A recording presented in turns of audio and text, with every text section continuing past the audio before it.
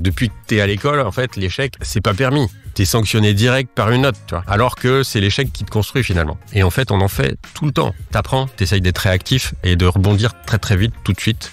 Quand t'es une petite boîte, quand tu commences, en fait, t'es quand même relativement agile, donc tu peux changer d'orientation assez rapidement. Mais le tout, en fait, c'est de mettre ton énergie dans l'entreprise, d'être à l'écoute aussi des choses. Et le réseau, c'est hyper important aussi. Salut tout le monde et bienvenue dans ce nouvel épisode de Podcast et compagnie, le podcast qui donne la parole à celles et ceux qui osent entreprendre. Aujourd'hui, en partenariat avec la CCI de Côte d'Or et Saône-et-Loire, qui accompagne au quotidien les entrepreneurs dans leurs premiers pas et bien au-delà, je reçois Guillaume Mignotte, fondateur de Numaction. Si vous pensiez que la cybersécurité s'est réservée aux grandes entreprises, eh bien détrompez-vous. Guillaume a créé Numaction fin 2022 avec une conviction, accompagner les TPE et PME de la région à prendre en main la sécurité de leurs données et à naviguer sereinement dans le monde parfois complexe du numérique. Après 25 ans à jongler entre développement, gestion de projet, management et formation, il a décidé de mettre son expertise au service des petites structures avec une approche humaine, pragmatique et surtout pédagogique. Dans cet épisode, on va parler de passion, d'engagement, de transmission, mais aussi des défis concrets que rencontrent les entrepreneurs comme lui quand il s'agit de protéger leur activité. Guillaume nous racontera aussi comment la CCI l'a accompagné dans le lancement de son projet, par quels moyens et en quoi cet accompagnement lui a fait gagner un temps précieux pour se lancer. Que vous soyez déjà entrepreneur en pleine création d'entreprise ou alors simplement curieux de découvrir les coulisses d'un métier en pleine évolution, voici un échange super intéressant sur son métier et ce qu'il a mis en place pour y arriver. Vous écoutez Podcast et compagnie, je suis Romain Maury, mon invité, Guillaume Mignotte.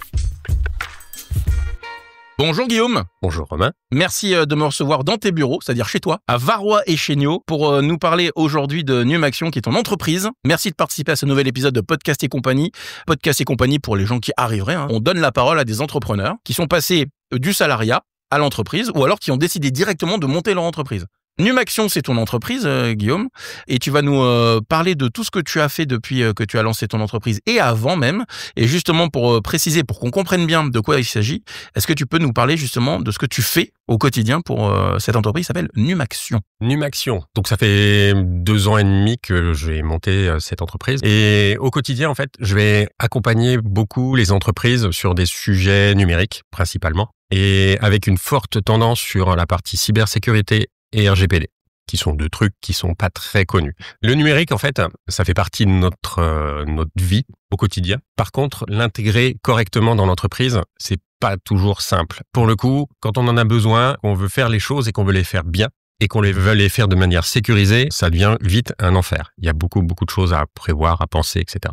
Donc, mon métier, en fait, il tourne autour de ça. Il tourne autour des projets numériques. Alors, quand je dis projet, c'est assez vaste. Je fais pas de site internet, par exemple, mais je peux reprendre ou vérifier qu'un site, en fait, fonctionne bien, qu'il est sécurisé, qu'on a tout bien mis en place autour de ce site pour faire en sorte de ne pas se faire pirater, par exemple. C'est ça, pour qu'il n'y ait pas de point d'entrée, pour que des gens à l'extérieur malveillants puissent faire tomber un site internet, comme ça arrive des fois. Voilà.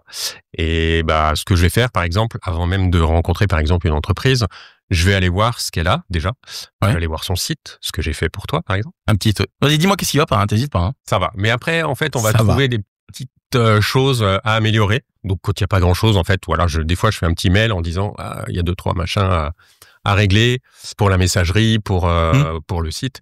Et puis voilà, ça va pas plus loin que ça. Mais ça me permet d'avoir un point d'entrée, par exemple, quand il y a un site là-dessus. Mais dans l'entreprise, en fait, il n'y a pas que le site. Les applis, intranet, le cloud, la sauvegarde. On a plein de choses comme ça tout autour de nous qui sont importantes, qu'on met en place souvent de manière un peu, alors je dis pas artisanale, mais voilà, on achète un disque dur pour faire sa sauvegarde, le cloud, allez hop, je vais chez Google ou machin, et en fait on commence à avoir toute une infrastructure, un écosystème numérique qu'au bout d'un moment en fait on maîtrise plus, si on l'a déjà maîtrisé. Et l'objectif, en fait, c'est de reconstruire tout ça quand on a un minimum d'acculturation sur ces outils. Et de le faire bien, de le faire propre et de le faire pour tenir sur le long terme. Et surtout, mon boulot, c'est de dire, attention, voilà, il y a des risques autour de la sécurité informatique ou du RGPD. Et est-ce que vous êtes préparé pour ça? Et sinon, hop, on s'y met et puis on y va pas à pas. On regarde si déjà le minimum est en place et après, une fois que la maturité qu'on a réussi à stabiliser tout ça, on continue à avancer, on continue à monter, on continue à devenir, à se protéger beaucoup mieux. Et justement, et sans donner de nom, est-ce que tu es déjà allé dans des entreprises où tu t'es rendu compte, des entreprises connues ou pas, mais connues, ça sera encore plus drôle, sans les nommer, hein. Même toi, tu as halluciné, en fait, des structures ou comment c'était fait. Tu t'es dit, mais comment ça tourne, en fait? Comment ils arrivent à pas se faire pirater et que leur site ne soit pas tombé depuis? Je dirais, c'est la plupart des entreprises, en fait. C'est vrai? Ok. Ah, il donne des noms maintenant. Non, je donne pas de nom. Et en fait, c'est la difficulté, c'est-à-dire que pour avoir des avis Google, par exemple, c'est extrêmement compliqué parce que je vais avoir du mal à demander aux entreprises avec lesquelles je travaille de me mettre un avis parce que ça veut dire qu'elles travaillent avec moi. Exact, ouais. Voilà, ou qu'elles sont déjà en train de travailler avec moi. Et donc, c'est toujours un petit peu délicat. Sur la partie cybersécurité, j'ai un devoir, en fait, de réserve vis-à-vis de mes clients. On peut comprendre, oui. Donc, quand je vais dans une boîte, alors quand je dis une entreprise, je fais aussi des petites collectivités. Alors, au départ, tu sais, je venais avec ma grosse liste de choses à faire, d'audit, machin. J'essayais de faire ça assez rapidement pour avoir un état des lieux. Et aujourd'hui, enfin voilà, le constat est tel que beaucoup d'entreprises en fait font pas grand-chose parce que c'est complexe, parce que. Mais il y a personne de dédié dans les entreprises pour faire ça. Normalement, si quand même.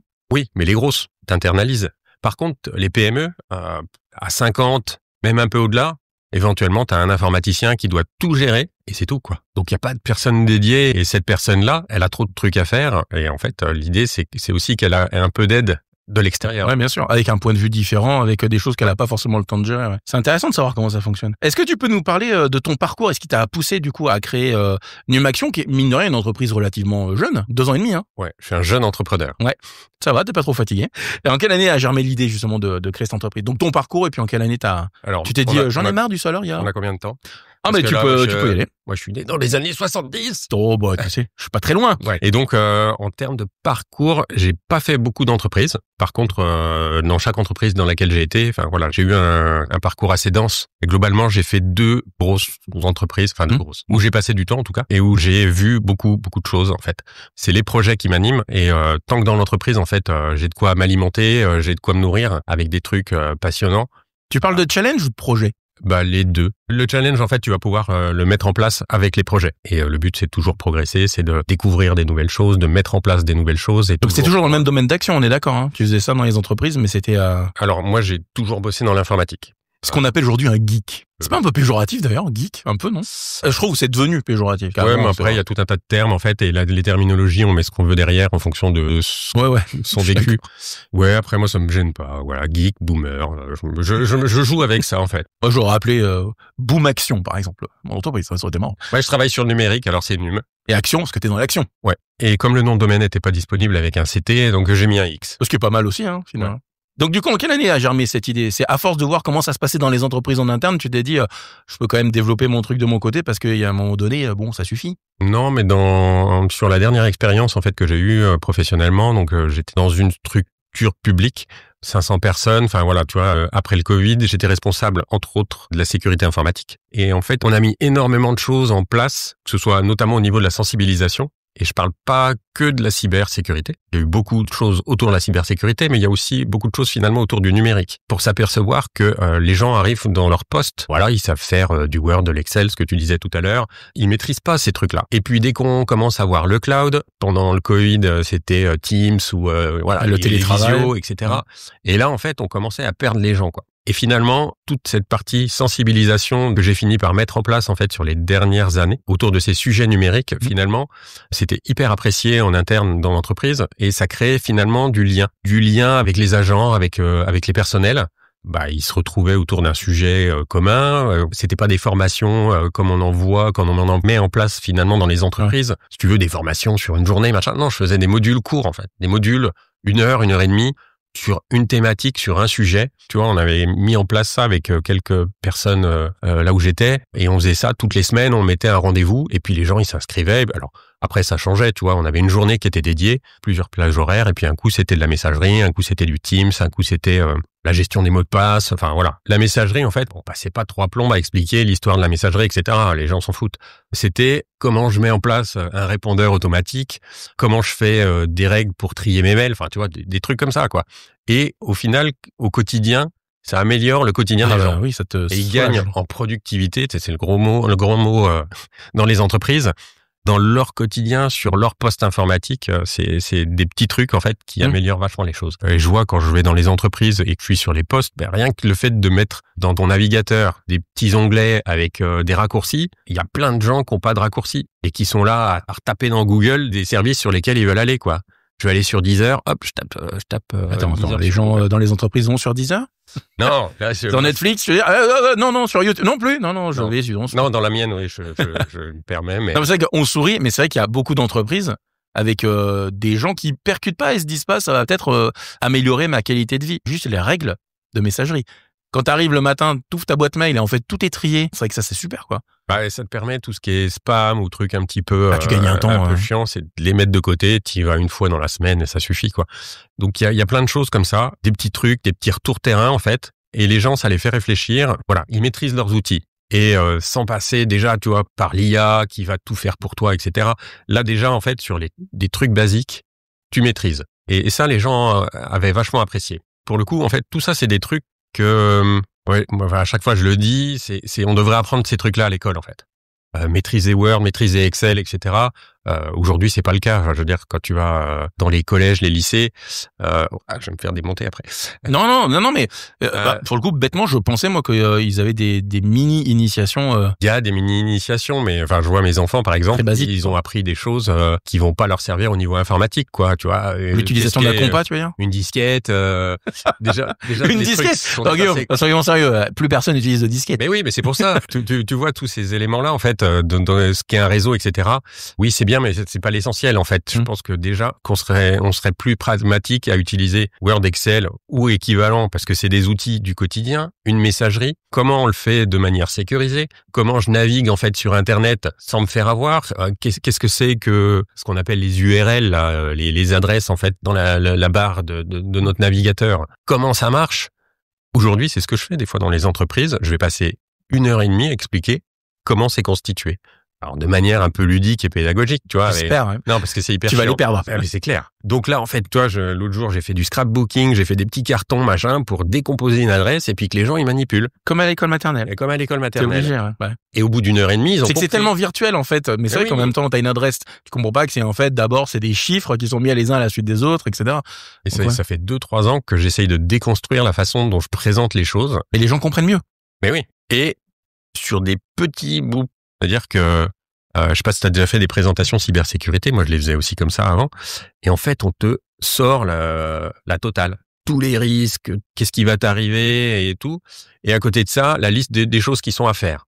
T'as une liste. Ou à pas faire. Ouais, 20 points, tac, faut que tu fasses tout ça. Les gens ils sortent, waouh, moi j'en fais pas les 3/4 d'une. Non, parce que j'ai du boulot, donc j'ai pas le temps de faire tout ça. Et ensuite, et en fait ils savent pas par quelle boule prendre. Donc l'idée en fait, c'est que moi, je les accompagne là-dessus et je vais les accompagner que sur les 2 ou 3 principaux. Après, je leur laisse le temps de maturer tout ça en leur disant que c'est pas forcément suffisant, mais ils réduisent déjà le risque, un risque énorme. Ils vont le réduire déjà de 75%. Chiffre sorti du chapeau. Et derrière, le but, c'est de maîtriser son numérique petit à petit, étape par étape. Et voilà, moi, je leur dis que je suis là. Quand ils ont besoin, quand ils sont plus matures, on passe à l'étape suivante. Ça peut prendre 1 an. C'est une vraie éducation, en fait, qu'on est obligé de refaire. Mais moi, dans mon entreprise, c'est marrant, ils nous font des tests, ils nous envoient des faux messages pour voir si on clique sur les liens, en fait, des liens. C'est des faux liens, mais c'est un mail qui te paraît officiel et c'est pour voir si tu cliques sur le lien et si tu te fais avoir pour gagner des trucs. Et après, ils nous font un rapport en disant, sur l'ensemble de l'entreprise, vous avez été genre 80% à avoir cliqué sur le lien et tout. Et après, ils nous envoient, et ça c'est bien foutu, ils nous envoient derrière ensuite un petit module vidéo où ils nous expliquent en fait comment faire pour pas tomber dans le panneau, etc. Oui, l'idée, voilà, c'est ça. Ça, c'est un outil, par exemple. Mais oui, nous, on n'est pas en contact avec les gens, tu vois. C'est un truc, nous, qui se fait juste par messagerie. Encore une fois, c'est un outil, mais je pense que c'est pas suffisant. Il faut qu'il y ait ce contact, il faut qu'il y ait du lien et de l'humain, ouais. Parce qu'il y a des gens qui vont comprendre vite, et il y en a qui vont comprendre pas très vite. Et donc, ok, ils ont cliqué sur le truc, mais s'ils comprennent pas, en fait, déjà, voilà, cette URL, comment elle marche, et les mécanismes, en fait, pour se faire piéger. Après, on va pas plus loin que ça, mais pourquoi je me fais piéger? Après, voilà, c'est les mails pourris que tu reçois comme ça, qu'ils soient pédagogiques ou pas. Tu te dis, maintenant, je vais essayer de pas trop cliquer, mais si t'as pas compris, en fait, comment ça fonctionne, c'est difficile. C'est ça aussi que j'essaye de déconstruire. Ça fait 2-3 ans que j'essaye de déconstruire tous ces trucs-là pour que ce soit impactant. Et c'est hyper dur, en fait. Et donc, je m'inspire aussi de ce que font d'autres dans d'autres villes aussi, d'essayer de montrer, de démontrer. Là, récemment, j'essaye de montrer comment c'est hyper facile, en fait, d'envoyer un mail depuis ton nom de domaine à quelqu'un et qu'en fait, on voit exactement... c'est toi qui l'as envoyé, sauf que c'est pas toi. Oui, ça va. Si on recevait des mails de ma part, ce n'est pas moi. C'est Guillaume Mignotte, du coup, de Numaction, qui s'amuse à faire des blagounettes. Pour continuer sur ton parcours, à quel moment tu as été sollicité ou tu as sollicité, toi, de ton côté, la CCI de Côte-d'Or et de Saône-et-Loire? Dès le début. Pour des démarches bien précises, ou alors tu t'es dit, je vais d'abord contacter la CCI pour voir un peu en quoi ils peuvent m'aider, et ensuite on va travailler main dans la main, j'ai envie de dire, ou alors ils t'ont apporté des solutions déjà dès le début? Sur les étapes de création, donc j'ai réfléchi mon projet pendant facile 2 ans. C'est-à-dire que voilà, tu vois, il y a des choses qui... C'est important de le dire ça pour les gens, parce qu'en fait, oui, on se lance pas comme ça. C'est-à-dire qu'il y a un projet qui mature, et ensuite quand on se sent prêt, on envoie. Quand tu es dans le monde, dans le salariat depuis des années, en fait, de franchir le pas, c'est pas facile. Si tu as des crédits, si tu as des enfants, des choses comme ça, en fait, c'est derrière... Comment je vais m'en sortir? Ouais, après, c'est une pression, l'enjeu financier qui est derrière, en fait. Et t'as beaucoup de choses à payer au final. Et tu te dis, est-ce que c'est possible? Est-ce que je vais pouvoir le faire? Est-ce que mon niveau de vie, est-ce qu'il va bouger? Quelles sont les priorités? Quelles sont les choses que je peux pas enlever? Enfin, tu vois, t'as le crédit de ta maison. C'est des sacrées questions, et qui mettent la pression quand même, qui peuvent vite te faire revenir en arrière, je trouve. Ouais, donc après, voilà, il faut le temps de réfléchir à ça, de trouver les parades. De te dire, tu vois, je vais pas me lancer là demain et puis j'ai 6 mois devant moi ou 2 ans ou 1 an, mais après, en fait, parce qu'une entreprise, en fait, pour qu'elle fonctionne, il faut quand même un petit temps. Donc voilà, j'ai déjà perdu la question. Non, c'était pour savoir en fait si à quel moment tu avais sollicité la CCI de Côte-d'Or. Est-ce que c'était au début du projet, c'est-à-dire avant que tu lances ton entreprise, ou alors tu es allé les voir après? Quels outils? Je suis allé les voir au début du projet. Donc voilà, il y a eu cette phase de maturation. Après, il y a l'écriture quand même de toute la structure du projet, l'offre. Des projections, j'imagine, savoir un petit peu où tu te lances et dans quoi tu vas. Ce business plan, il est important parce que ça te permet de matérialiser les choses. Et donc, une fois que tu as écrit ton business plan, moi, une fois que je l'ai écrit, je suis allé voir la CCI. Après, la CCI, ils peuvent t'accompagner avant. C'est-à-dire que là, je vois, j'ai fait des jurys, par exemple, pour des entreprises qui maturent leur projet avec la CCI. Ils sortent, en fait, avec leur business plan. Moi, je l'avais préparé et je l'avais travaillé déjà avant.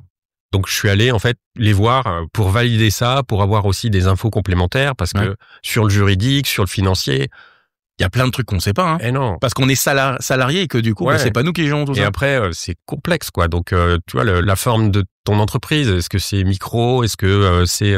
SARL, URL. Voilà. Donc, tous ces trucs-là, en fait, tu prends des bouquins, C'est bien d'avoir quelqu'un, je pense, en physique qui répond à ces questions, et puis surtout que tu peux poser plein de questions et on t'aide. Et d'être accompagné par une personne qui vraiment connaît le sujet, en l'occurrence, Et puis, ils vont te poser des questions, ils vont te pousser un peu dans tes retranchements, ils vont te demander si tu as réfléchi à ça, et non, ça, j'avais pas réfléchi. Donc, moi, j'ai pris, en fait, l'accompagnement personnalisé, avec des rendez-vous, en fait. J'ai eu un rendez-vous sur mon business plan pour voir, si c'était OK. J'avais un rendez-vous juridique, 2 rendez-vous sur la partie financière, et donc, c'était des rendez-vous qui rythmaient et qui m'ont permis, finalement, de prendre du recul aussi là-dessus. Moins avoir peur, j'imagine aussi. De moins appréhender, en fait, le lancement d'une entreprise. Alors, oui et non. Non, mais sur la partie financière, en fait, tu t'aperçois que, t'es billes en tête avec tes idées, avec la façon dont tu vas te lancer. Ils te font redescendre un peu, c'est ça que tu veux me dire? Ils te font redescendre. Ouais. Et puis après, tu penses pas à tout, quoi. Tu penses pas que le salaire que tu vas te verser, si tu te verses un salaire parce que t'es en SARL ou SASU, que derrière, il va falloir, t'as les charges. Tu te verses 1000, c'est 2000, quoi. Ça change des choses, quoi. Et sur les projections de chiffre d'affaires, de trucs comme ça, voilà. Donc, t'as appris des choses. T'as découvert, en fait, des problématiques que tu n'avais pas imaginées. Mais bien sûr. Et t'as monté ta boîte quand même, et ça, c'est beau. Après, on a aussi, en France, des choses qui sont vachement bien faites. T'as la sécurité, c'est bien de le dire. Pôle emploi. Moi, ça m'a vachement aidé, en fait, d'avoir Pôle emploi pendant 2 ans. Après, j'étais dans la période où c'était 2 ans. Maintenant, c'est beaucoup moins. Pour lancer ta boîte, c'est génial, quoi. Parce que ça te laisse le temps de te lancer, ça te laisse le temps de respirer, ça te laisse le temps de pas trop réfléchir aussi. Parce qu'en fait, pour résumer, tu es payé par, c'est France Travail maintenant. Ouais, France Travail. J'ai dit quoi? Pôle emploi? Pôle emploi. C'est France Travail, du coup, qui te rémunère le temps que tu lances, en fait, ton entreprise, et ça te permet d'éviter de fracasser ta trésorerie. C'est un peu ça. Ouais, c'est ça. Donc ça, c'est super. Enfin, pour le coup, Merci la France. Si tu veux embrasser et faire un petit bisou à ton conseiller France Travail, n'hésite pas. Hein. Ça lui fera plaisir. Je l'ai pas vu beaucoup. Je l'ai vu une fois en fait au tout début. Et comme quoi, voilà, tu fais ton actualisation tous les mois, mais tu penses qu'après qu'à ta boîte. Pendant 1 an et demi ou 2 ans, tu sais que voilà, t'as un minimum qui rentre quand même tous les mois, et ça c'est hyper confortable. C'est hyper confortable, ça te permet vraiment de te lancer, ça te permet vraiment d'essayer de structurer pour que ta boîte elle fonctionne, et puis voilà, que tu puisses développer et participer aussi à la société, en fait. C'était justement ma question suivante, c'est savoir les défis que tu avais rencontrés ou que tu rencontres encore, parce que tu es une entreprise jeune qui a 2 ans et demi pour Numaction. Est-ce que tu as encore des... La réponse dans la question, c'est oui. Après, le défi, c'est d'être rentable. Aujourd'hui, je le suis pas encore.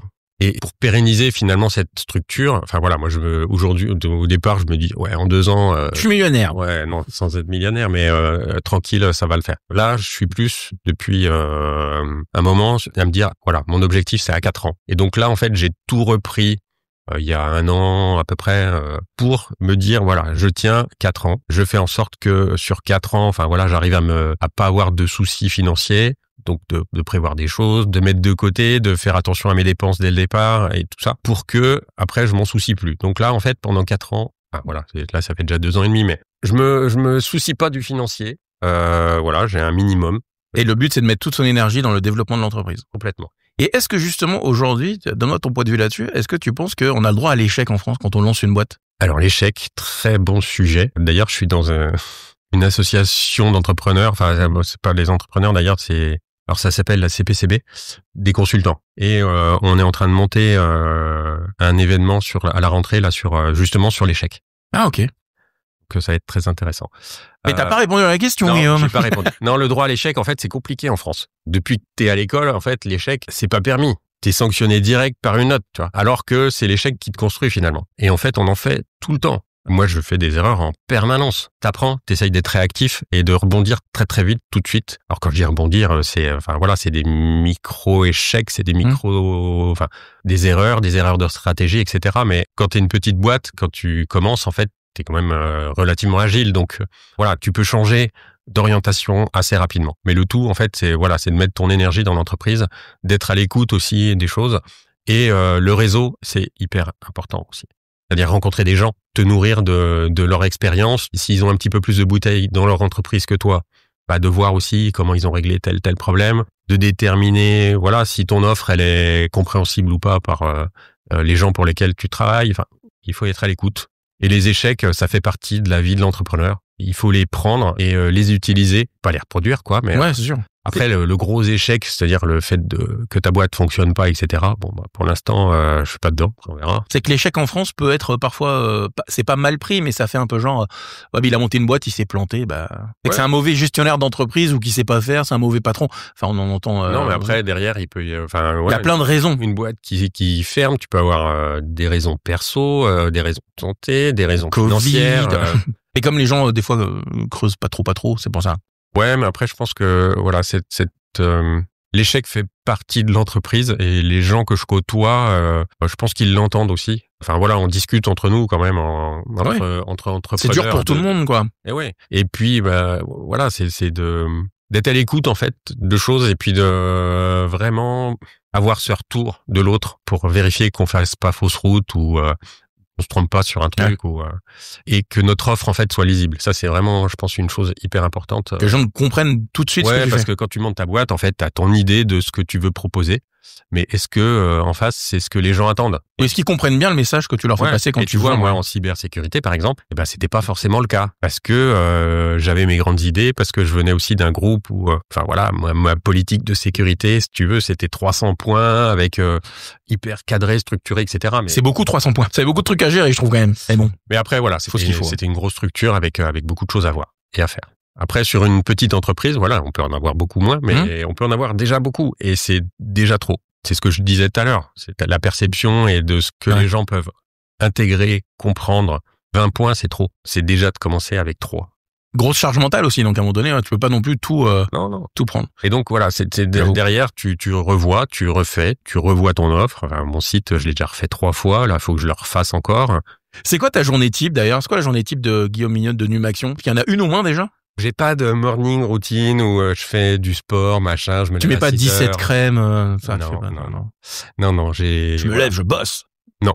petit déj déjà. Non, certains vont te dire, moi le matin, je peux pas commencer à bosser si j'ai pas fait par exemple une demi-heure de vélo, tu vois, pour me vider la tête et être bien, faire monter les endorphines et être vraiment détendu là-dessus, attaquer ma journée. Toi, tu te lèves, tu sais déjà ce que tu vas faire dans la journée, t'as déjà ta to-do list. Ouais, ça, la to-do list, ouais, ça t'as pensé à des trucs dans la nuit, tu dis, oh là, j'ai ça, ouais, tiens, je vais faire ça, j'ai une idée. 2 ans et demi là que je bosse là-dessus pour être à peu près efficace. Là, je pense que j'ai trouvé à peu près mon truc pour parce qu'avant, voilà, j'ai des to-do avec des tas de trucs dedans, et puis tu te laisses noyer, et puis après tu le jettes, après tu reprends un agenda papier, et puis tu refais des trucs, et puis après moi j'ai trouvé mon truc qui fonctionne pour moi parce que j'ai vu que les to-do en fait entre 2 personnes. C'est Notion. Me dis rien, c'est Notion. Non, c'est un petit logiciel local sur mon ordi. Et en fait, je me fais ma to-do pour la semaine suivante, les machins. Comme ça, je mets aussi les rendez-vous, je mets les gens que je dois relancer rapidement, etc. Et j'essaye de faire en sorte que ça, ce soit vraiment à jour en permanence pour pas rater des rendez-vous, pour pas rater une relance, pour pas rater quelqu'un qui attend un retour de ma part. Parce que j'ai pas mal de petits clients. C'est moi qui rythme en fait. Faut pas qu'ils t'oublient quoi. Aussi. Il y a ça et c'est moi qui vais rythmer aussi leur travail à faire. C'est-à-dire que dans la cybersécurité ou le numérique, il y a une partie du travail c'est pour le client, savoir ce qu'il veut, et puis après quand il sait ce qu'il veut, il y a des choses à faire. Hein, tout est pas pour moi. Il faut qu'on mette en place pour lui, mais la structuration de ses dossiers ou s'il y a de la sensibilisation, de la formation, faut qu'il me donne des dates, faut qu'on puisse caler ça.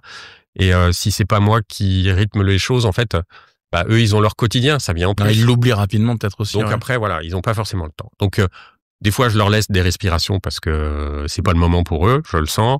Mais par contre, quand c'est le moment, je vais proposer des dates, animer, les relancer, etc., les appeler pour pouvoir faire ça. Donc, si je fais pas une to-do ou peu importe le truc, ça avance très jamais, organisé.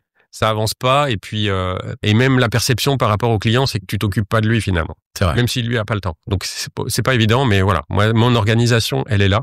Et le matin, je reprends un petit peu tout ça. C'est classé par priorité. Bon là, ce matin, avant que t'arrives, par exemple, j'ai fait 2-3 mails sur des gens qui attendaient des choses de ma part. C'est fait. C'est classé. Si jamais il y a un truc en plus, je remets une action pour la semaine prochaine ou pour plus tard. Et puis voilà. Okay. Donc, trouver son organisation, ça c'est vraiment important. C'est son organisation et son rythme. Ouais. Et ça, le rythme, c'est aussi important parce que je sais qu'au début, sur les 6 premiers mois, première année, tu te noies en fait dans des tas de trucs. Essayer de vérifier, passer ton temps sur Google à te dire sur ce truc-là, comment je pourrais faire mieux. Enfin voilà, tu t'essayes de te rassurer. La première année en fait, c'était beaucoup ça. Et au final, quand tu prends du recul sur ton activité, tu te dis mais moi j'ai eu des clients, j'ai fait 2-3 trucs, mais et beaucoup de temps en fait.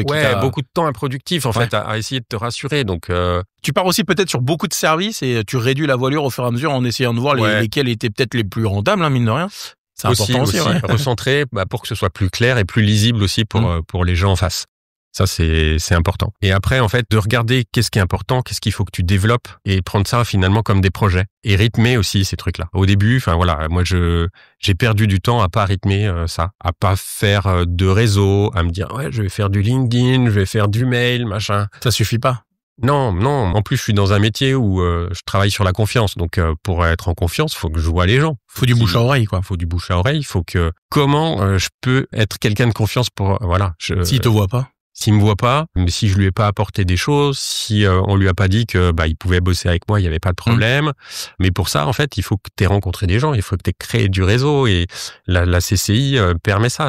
J'allais venir, c'est ça. Si ils faisaient des formations ou des ateliers justement pour, par exemple, un truc tout bête, mais se sentir à l'aise à l'oral. Parce que quand tu montes ton entreprise, t'es un peu dans ton coin et tu charbonnes parce que t'as la tête dans le guidon pendant des semaines, des mois, parfois même des années.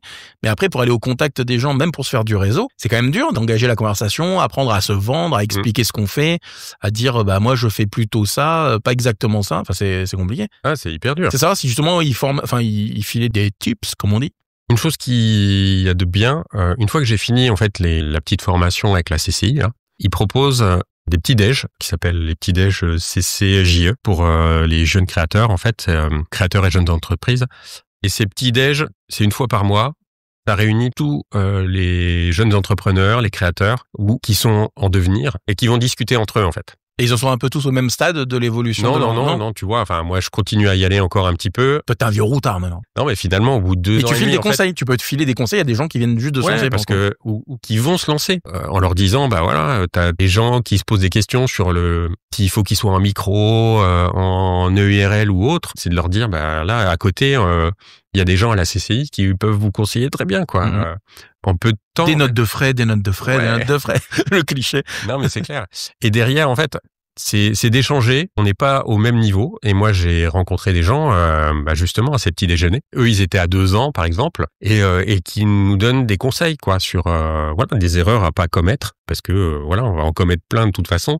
Donc, si on peut en éviter quelques-unes, on gagnera du temps. Donc il y a des choses qui ont eu vraiment un impact concret en fait sur ton développement après. T'as pris un petit café et un croissant avec tel entrepreneur, t'es rentré, tu t'es dit en fait je vais changer mon fusil d'épaule, je vais peut-être faire ça d'une autre façon. T'as peut-être été plus productif. Puis en fait c'est une manière de démarrer ton réseau, quoi. Ouais. Ah oui, c'est avec aussi, des gens qui sont aussi à peu près au même niveau que toi ou un petit peu plus avancés, etc. Mais avec lesquels tu vas pouvoir partager. Voilà, c'est les premières briques. Et vous allez vous recroiser, quoi. Et parce qu'en fait, Dijon est petit, parce qu'il y a plusieurs autres réseaux. Peut-être même travailler ensemble. Ouais. Et via la CCI, ces petits déj réseaux là, derrière les premiers contacts que j'ai toujours, j'ai rencontré des super personnes qui avaient leur boîte et pour certaines, on est toujours en contact, pour certaines autres, on bosse ensemble et c'est top, quoi. Comment tu fais au quotidien? C'est une question que je me pose souvent avec les gens que je reçois dans Podcast et compagnie, c'est comment vous faites pour scinder la vie perso-pro, surtout quand vos bureaux sont chez vous? Certains me disent, je mets des pantoufles et quand je suis en rendez-vous, je mets des mocassins à gland. Même en visio, j'en ai rien à faire. En fait, le pro peut vite s'immiscer dans le perso. Ouais. Moi, je suis très mauvais là-dessus. Je suis tout le temps un peu en train de bosser, en fait. Pas bon pour la charge mentale, ça, tu le sais, hein? Ouais. Mais après, en fait, je fais un métier qui me passionne depuis toujours. En fait, l'informatique, c'est depuis que je suis gamin. C'était quoi ton premier ordinateur? ZX81. C'est un petit machin qui est gros comme ça, c'est noir. Après, j'ai eu le Commodore 64, je sais pas si ça te parle, mais... J'avais un Amstrad CPC 464. Après, toi, t'es jeune, c'est pour ça. Je suis jeune. Attends, moi, j'avais quand même les jeux qui se chargeaient sur cassette. Ouais. Et quand t'appuyais, ça faisait... Ça durait 20 minutes et ça plantait. Le ZX, en fait, c'est un petit truc et en fait, tu fais pas grand-chose, quoi. Toi, c'est des choses hyper basiques. Tu programmes une question, tu donnes une réponse, t'es super content. Après, je fais gaffe quand même à me ménager des choses et puis... Je parle de ta femme surtout que si... Mais il va où? Non, il va bosser. Ah, d'accord. Ouais, je suis juste à côté. Mélange vie pro, vie perso, j'ai toujours fait ça. C'est-à-dire que dans les boulots où j'étais avant, je travaillais aussi à la maison. Le Covid a rien arrangé. D'un autre côté, je le vis très bien. Parce que, tu vois, des fois, j'ai pas envie de bosser. Je vais me mettre dans le canapé et puis je vais bouquiner, quoi. Ça, je peux le faire. Parce que derrière, je sais que le soir, je vais bosser. Et puis, j'ai envie d'aller faire un coup d'escalade d'un coup dans la semaine. Je vais y aller. Je travaillerai le samedi ou le dimanche. Après, je fais gaffe aussi à ça, aussi à voir avec mes enfants. Bon, maintenant ils sont grands, donc ils ont besoin de quelque chose. Si on a besoin de faire un truc ensemble, une demi-journée. Tu reprends un peu ton agenda et tu. Ouais. Et justement, on parlait de l'organisation tout à l'heure.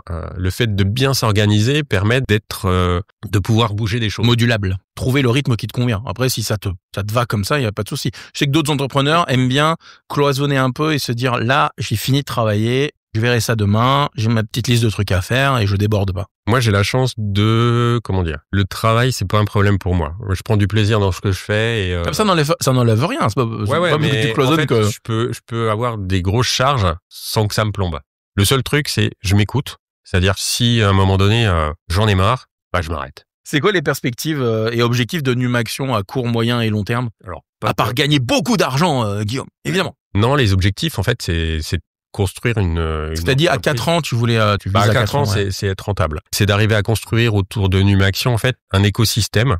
Je veux pas forcément grossir beaucoup. Tu délègues un peu des fois sur certaines missions? T'as des freelances qui bossent avec toi? Alors, là, j'ai un alternant. Voilà, c'est quelque chose que j'ai voulu tester, essayer. Demain, je prendrai pas forcément un salarié. Enfin, pas tout de suite. Déjà, de toute façon, faut engranger un minimum de chiffre d'affaires pour le faire. Après, je dirais, ça dépendra aussi de comment le marché en fait évoluera, si ça a grossi ou pas. Mais je veux rester en fait assez proche du terrain, assez proche de mes clients aussi, pour être conseil, pour être là, pour être présent. Donc ça c'est important pour moi. Voilà. Donc je veux arriver à faire en sorte que Numaction au bout de 4 ans soit bien et des bases solides. En fait, continuer dans le temps. Et en fait, c'est comme une maison quoi. Une fois que tu as fait les fondations, que c'est solide, ça prend du temps, ça peut être long. Il faut pas non plus se précipiter, il faut faire les choses bien. Et quand je dis pas se précipiter, il faut pas non plus, faut pas non plus perdre son temps. Faut avancer vite. Et une fois que tu as ça, en fait, après tu continues à construire et à grossir. Après, il y a des gens qui arrivent à faire ça très très vite et qui sont aussi qui ont ce côté financier né, etc. Moi, c'est pas mon cas, donc faut que j'avance. Qui va piano va sano, comme voilà. Et sur le numérique, en fait, des fois c'est assez large. Puis ça bouge tellement vite. Ouais. En plus.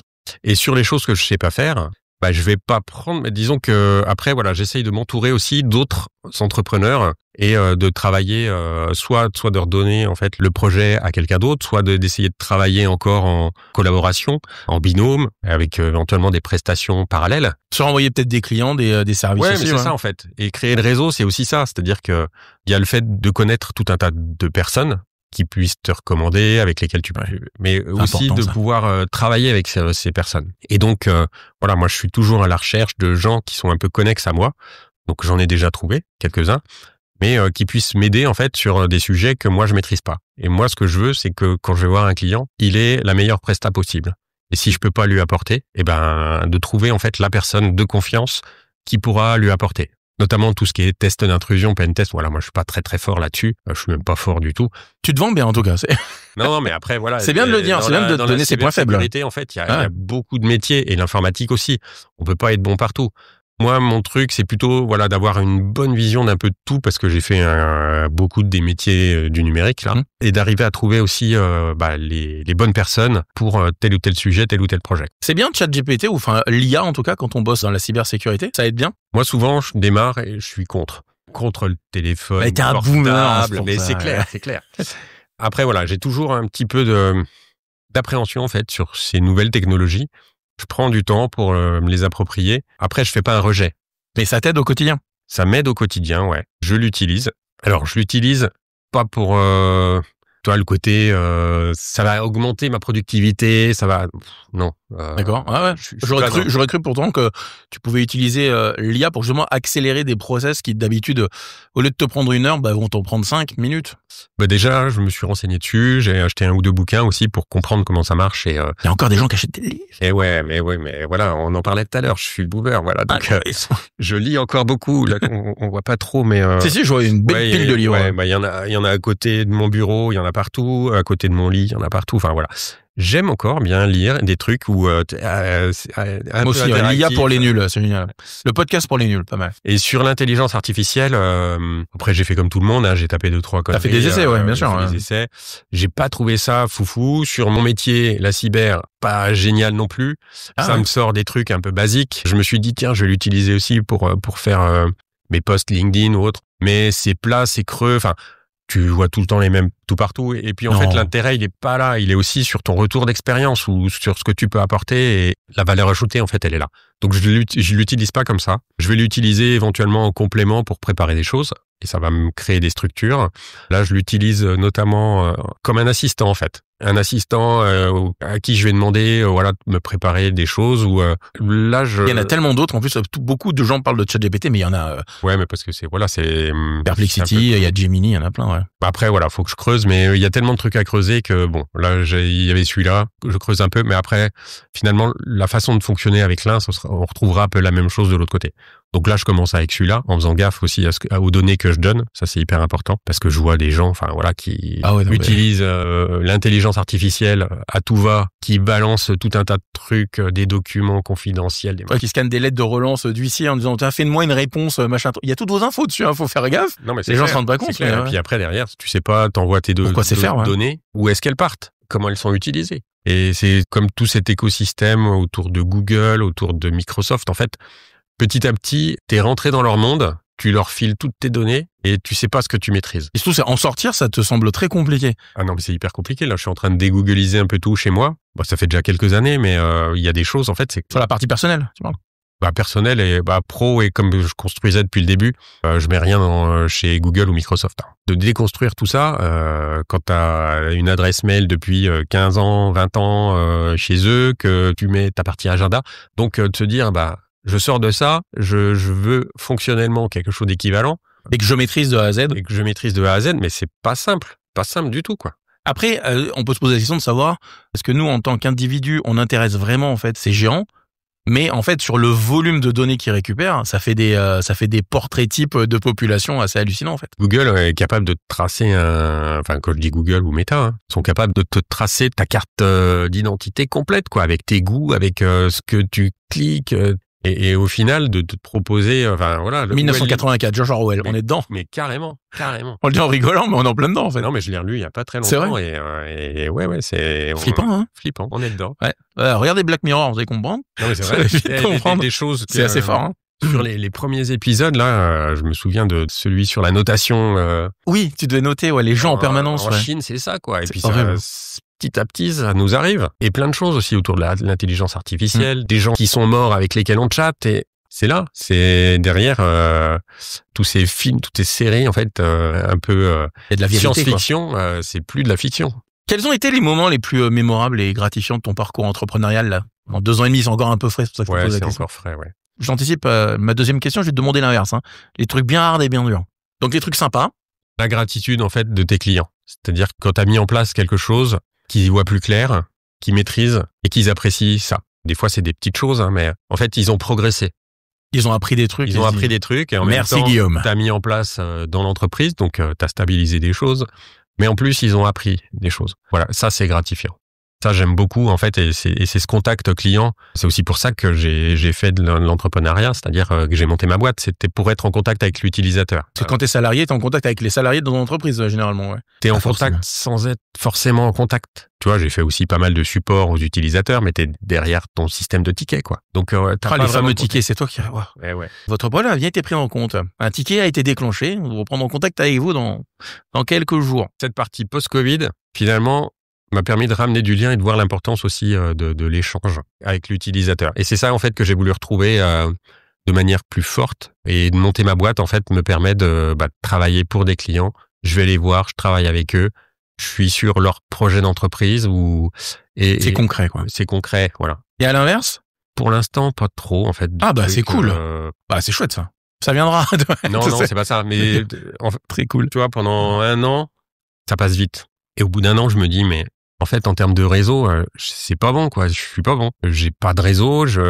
Arrête les mails, arrête d'être derrière ton ordi, arrête de... Sors. Mais oui. Et ça, c'était un petit peu le coup de pied au cul, quoi. C'est d'arrêter d'être derrière l'ordi et puis de vraiment aller voir les gens, discuter. Bon, après, j'allais au petit-déj, mais c'est pas suffisant, en fait. Te dire, le petit-déj, va voir des gens, discute avec eux.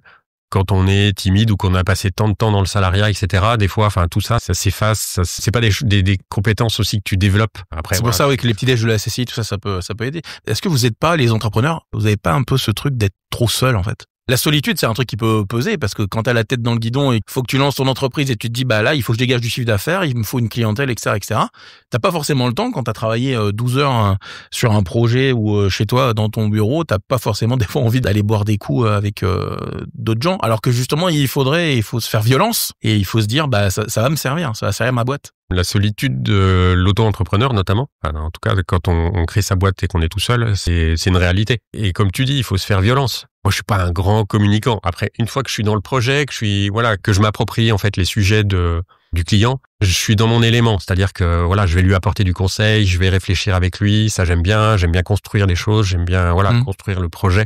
Je l'ai fait pendant toute ma carrière. Donc, ça me pose aucun souci. Par contre, faire du relationnel, c'était dur, c'est toujours dur. Se vendre, c'est dur. Se vendre. Faut pas passer pour un gars prétentieux.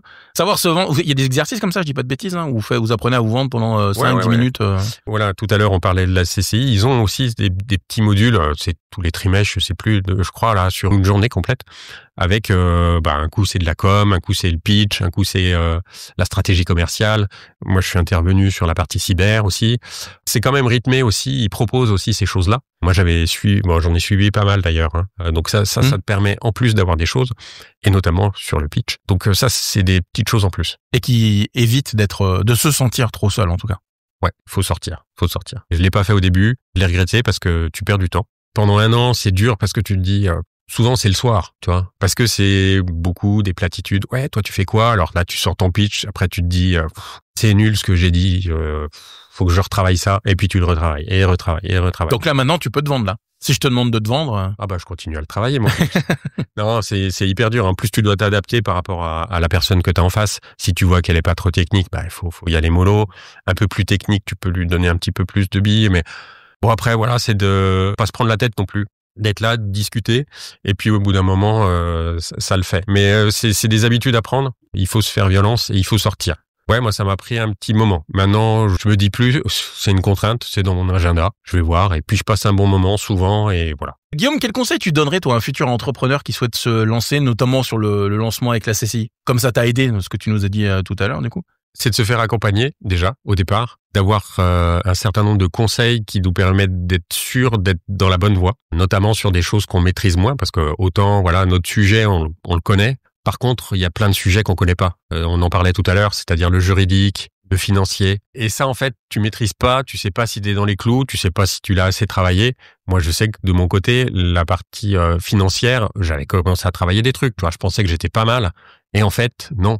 J'avais fait un tiers, la moitié du truc, quoi. Donc ça, c'est vraiment important d'être accompagné. L'autre chose, c'est de lancer, de démarrer son réseau. Avec la CCI, on en parlait tout à l'heure aussi, c'est le club là des jeunes entrepreneurs. C'est un bon moyen de démarrer parce qu'en fait, tu sais pas quoi faire, tu sais pas par où commencer, etc.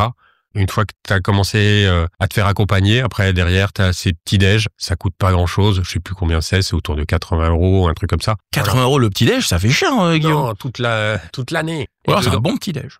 Dedans, tu as ces petits déj là, donc une fois par mois, et à côté de ça, tu as donc tous les trimestres, je crois, des journées thématiques avec des intervenants qui viennent de l'extérieur pour t'expliquer tout un tas de choses construites, le pitch, la com, la sécurité. Tout ce qu'il faut et qu'ils ont autour de la création d'une entreprise ou d'une entreprise déjà existante, en clair. Ouais. Et ça t'apporte un éclairage, ça te permet de, voilà. Et quand tu sais pas où aller, quand tu sais pas vers qui te tourner, bah là, en fait, t'as déjà tout ça. T'as des conseils, t'as de la formation, tu as les premières pierres d'un réseau. Pour démarrer, c'est ce qu'il faut. Ça permet vraiment d'aller vite et de pas te perdre dès le départ, de te mettre dans la bonne voie. Et après, tu vas creuser par toi-même, tu vas creuser avec d'autres réseaux, avec d'autres formations. Mais moi, je continue à, voilà, même au bout de 2 ans et demi, tu vois, le prochain petit déj, j'y vais. Et la prochaine formation, enfin, ça dépend des sujets, ça dépend si je suis dispo ou pas, mais quand je peux et que ça m'intéresse, j'y vais. Ouais, cool pour amorcer un réseau et puis commencer à connaître du monde. Ouais. Avant que tu nous partages tes couleurs préférées, plats préférés, tu sais, c'est la tradition dans podcast et compagnie. Une dernière question. Est-ce que tu as une anecdote intéressante ou amusante qui est liée à ton parcours entrepreneurial? Un truc où tu t'es dit ça quand même, c'était cocasse. Je place toujours le mot cocasse dans podcast et compagnie. Voilà, c'est fait, c'était là. C'est des choses que tu vois. D'habitude, c'est choucroute, mais là, j'ai dit, je vais mettre cocasse. Ouais, c'est plus la saison. Non, quoi que c'est la choucroute. C'est pareil, donc je dis à chaque fois cocasse, je crois, sur cette question. Un truc cocasse, après, moi, ça fait pas très longtemps que ma structure est créée. Ou une boulette qui t'a fait marrer? Est-ce qu'on fait des erreurs qui sont drôles quand on est entrepreneur? Absolument pas, Romain. Très mauvaise question. Ouais, très mauvaise question. Parce que chaque erreur coûte cher. Ah, ça y est, tu m'as planté sur une question, là. Non, mais il est possible que tu n'aies pas d'anecdote, hein. C'est déjà arrivé où les invités me disent non, je ne sais pas du tout, en fait, je n'ai pas d'anecdote. Tu peux dire non. Et on passe directement au truc que tu préfères. Ouais, parce que... Pas grave. Allez, vendu. Le truc que tu préfères. Je mettrai une musique d'attente. Une petite musique d'ascenseur. Ah, j'en ai plein. Le truc que tu préfères, c'est la dernière rubrique avant de se quitter pour mieux te connaître en quelques questions, Guillaume Mignotte. Quelle est ta couleur préférée? Alors, la couleur préférée, oui, c'est le noir, en fait. Le noir? Ouais, moi j'aime bien, en fait, tout le temps habillé en noir, alors là... Et t'as un t-shirt qui est marrant, il y a écrit quoi dessus? L'expert en cybersécurité, quelqu'un qui règle un problème dont on ignorait l'existence d'une manière qu'on ne comprend pas. C'est drôle, ça, parce que c'est tellement vrai. Ouais. Et puis... et des lettres en jaune. Et ouais. Et si tu regardes... Alors attends, il faut que je les mette les unes à la suite des autres? Ouais. Attends, qu'est-ce qu'il faut que je comprenne? Humaction, ça fait ça? Ouais. Oh, mais c'est toi qui as créé ce t-shirt, du coup? Carrément. Oh, d'accord, je ne comprends. On est déjà dans le goodies. Ouais, pour l'instant, j'ai fait des goodies que pour moi. T'as pas un mug Non, je me suis fait 2-3 t-shirts, là, j'en ai un RGPD où, en fait, c'est... c'est fort, ça. Ouais, un labyrinthe. Parce que c'est pour...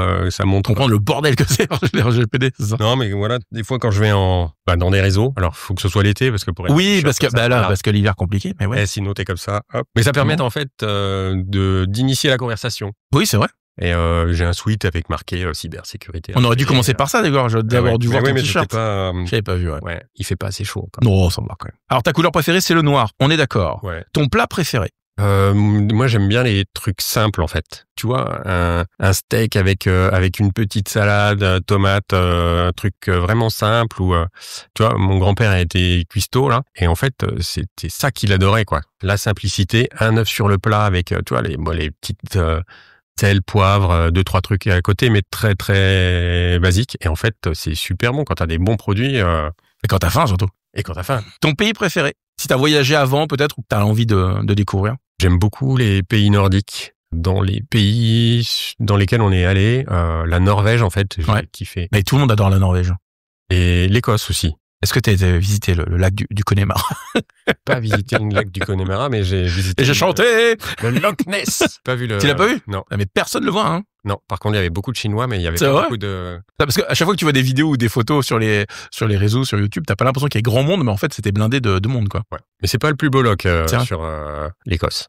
Donc c'est bon à savoir. Si vous voulez des petits endroits sympathiques à visiter, Guillaume Mignotte. Surtout en Écosse, en l'occurrence. Ta saison préférée? En fait, moi, tu vois, quand tu me demandes un truc préféré, je sais jamais trop parce que j'ai plein de trucs préférés, vraiment. Mais j'aime bien le printemps, l'automne aussi pour les couleurs, mais le printemps, je dirais. Ouais. Est-ce que t'as le temps de regarder la télé? Ah oui. Alors, t'as une série préférée? Oh, j'en ai plein. Non, mais si, je regarde beaucoup. En fait, je suis passionné de cinéma, de séries, y en a une en particulier que t'aimes beaucoup, là? La dernière claque que j'ai prise, c'était sur Arcane. Je sais pas si tu vois. De nom, ouais, je l'ai pas encore vu. Donc, série animée, mais géniale. Il y a une bande originale de dingue, avec des tas d'artistes différents, dont Stromae et super. Avec Pomme, il faut un duo qui s'appelle Ma meilleure ennemie. Ouais. Ça sert de faire de la radio. Ouais, petite anecdote, comme ça, je la glisse, hein. Et ils ont fait un trio ensuite avec Coldplay derrière, si vous aimez. Oh, ouais. Et donc, dans la série, c'est super bien mis, c'est-à-dire qu'en fait, t'as des parties un peu vidéoclip. En montage, c'est hyper punchy. Le dessin est très travaillé. On s'y perd pas, c'est cool. Non, parce que t'as que 2 saisons, ça se finit, c'est franchement top. Non, t'as un chiffre préféré? Pour plus que ça, allez, si je t'en... 1 et 0, parce que j'adore le binaire. Non, plus le 5, en fait, tu vois. Ok. Ça, hop, voilà. Et qui sont bizarres, hein, quand même. Hein. Ouais. Tu vois, la dernière, elle est sympa. L'avant-dernière. Ta citation préférée, t'en as une? Après, il y en a une que je me répète de temps en temps, ça me revient. Là, c'est mes études de chimie. Ah, ok. Alors, j'ai pas fait d'études en informatique, j'ai tout appris par moi-même. C'était une passion depuis petit. Mais c'est là, tu vas pas me sortir Lavoisier. Le rien ne se perd, si, tout se transforme. C'est vrai, c'est celle-là? Ouais. Ah ben, tu vois, j'en connais qu'une et c'est celle-là. Ok. Non, mais je la trouve bien, en fait. Parce que, justement, en fait... c'est rien ne se perd, rien ne se crée. Tout se transforme. Ouais. Premier truc que t'apprends quand tu fais de la physique au lycée, je crois. Et ouais, en fait, t'es en ressources finies. Et derrière, voilà, c'est que de la transformation et le cycle de la vie, c'est ça. Mais dans l'entreprise ou sur les projets, en fait, c'est la même chose, en fait. Donc non, mais j'aime bien. Après, je retiens pas beaucoup de trucs, donc. T'as une odeur préférée? Non. Après, ça va être beaucoup des odeurs de bouffe. J'ai bien saisi, hein. Alors, tu me fais un œuf sur le plat, là, je suis comme un dingue. Peut-être tu rentres là, et quand c'est le midi, notamment le week-end, et que t'as les odeurs comme ça avec les épices, avec les herbes et tout ça, j'adore. Et sinon, s'il y a une herbe, des fois quand je vais dans le jardin là, le romarin, j'aime bien. Ah, ok. Cette odeur de romarin, j'aime beaucoup. Est-ce que t'as un mot préféré? Ça prépare la question suivante. Hein. Ouais, merde. J'aime beaucoup les mots, en fait. Donc, d'en avoir un préféré, ça m'embête. Ah, non. Mais après, on va dire deux. Ouais. Là, comme ça. Tu peux me dire que t'en as pas, hein. Ouais. Non, mais c'est pas un contrôle. Après, je peux avoir des trucs un peu bateaux. Écoute.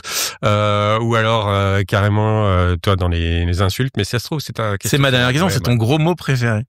Ah, j'hésite entre merde et fuck. Ça se rejoint un poil, mais bon. Ouais. Après, il y en a une qui est un peu plus, dans le voyage. Non, ok. Ta chanson préférée pour terminer cet épisode de Podcast et compagnie, Guillaume? Alors. Et on va se quitter là-dessus. Tout a une fin. En fait, j'aime beaucoup la musique aussi. Ma playlist, elle doit avoir plus de 400 morceaux, là. Mais les trucs que j'écoute le plus, en ce moment, c'est plutôt Wax Taylor et puis Agnès Obel. Donc, je vais rester sur Agnès Obel. Le Riverside. C'est doux et c'est de la musique que tu peux écouter en fait en bossant. En bossant, exactement. Et, le Wax Taylor, ça c'est top. Wax Taylor, c'est très bien ça. Parce que derrière, c'est mélodique, t'as un petit peu de son de voix, et puis voilà, j'aime beaucoup aussi. Mais on va pas écouter Wax Taylor en l'occurrence. On va pas écouter Wax Taylor. Mais sinon, Agnès Obel, top. Eh ben on se quittera. Les albums sont géniaux et Riverside, c'est pas. Eh ben merci Guillaume d'avoir participé à Podcast et compagnie.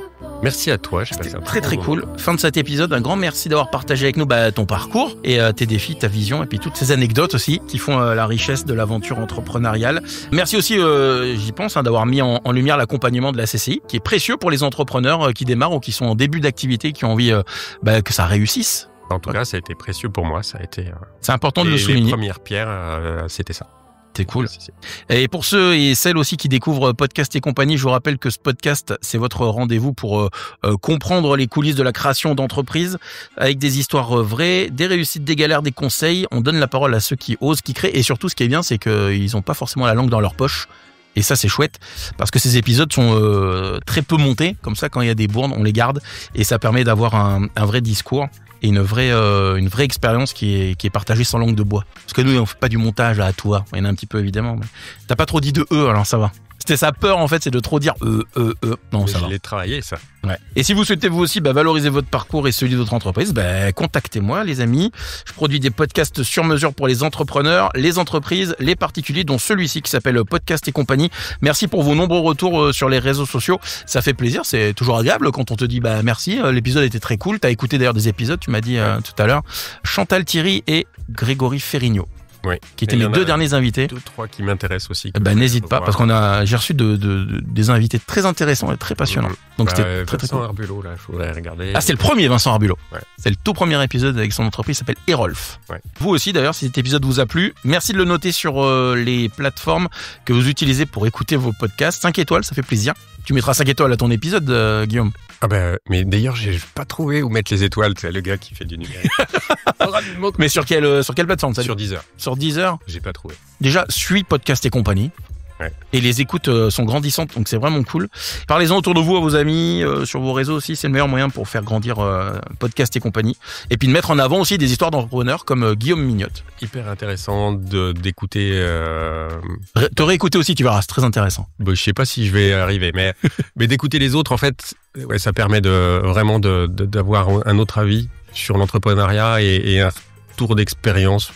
Vous avez chacun des visions différentes de l'entreprise, plein de points communs et plein de points différents, c'est super intéressant. Et c'est ça que j'ai apprécié dans ceux que j'ai déjà écoutés, donc ça va me pousser à en écouter d'autres. Moi j'apprends plein de choses. Donc je vous dis à très vite pour un nouvel épisode de Podcast et compagnie, profitez bien, restez curieux, puis surtout, osez entreprendre, on est un petit peu là pour ça. Merci Guillaume. Merci à toi. Ne manquez aucun épisode de Podcast et compagnie. Abonnez-vous et mettez 5 étoiles sur votre plateforme de podcast préférée. Rendez-vous sur podcastetcompagnie.fr.